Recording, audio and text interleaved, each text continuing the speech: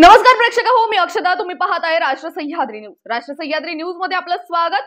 लोकसभा निवडणूक निकाल 2024 चे लाईव्ह अपडेट तुम्ही राष्ट्र सह्याद्रीच्या माध्यमातून पाहत आहात. आज देशाच्या सर्वोच्च सभागृहाचा निकाल जाहीर होतोय. मतमोजणीला प्रारंभ झालाय. देशातील 542 जागांचे निकाल आज जाहीर होणार आहेत. देशात 1224 मतमोजणी केंद्रात मतमोजणी पार पडणार आहे. सकाळी 8 वाजल्यापासून मतमोजणीला सुरुवात होणार आहे. सकाळी 11 वाजल्यापासून निकालाचा स्पष्ट कल येण्यास सुरुवात होईल.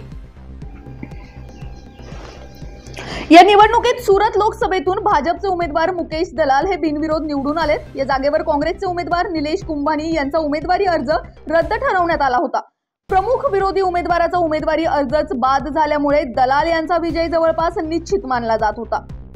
कुंभानी यांचा अर्ज रद्दबातल झाल्यानंतर या जागेवर अपक्ष म्हणून उमेदवारी अर्ज भरलेल्या इतर उमेदवारांनीही आपले अर्ज मागे घेतले होते. त्यामुळे या जागेवर निवडणूक लढवणारे मुकेश दलाल हे एकमेव उमेदवार असल्याने त्यांना बिनविरोध विजयी उमेदवार म्हणून जाहीर करण्यात आलं होतं. दरम्यान देशात 542 लोकसभा मतदारसंघात झालेल्या या निवडणुकीसाठी एकूण 96.88 कोटी मतदारांनी नोंदणी केली होती. त्यानंतर 64.2 कोटी प्रत्यक्ष मतदान झाले. यात 31.2 कोटी महिला मतदारांचा समावेश आहे. तर संपूर्ण मतदानाची प्रक्रिया एकूण 80 दिवस चालली.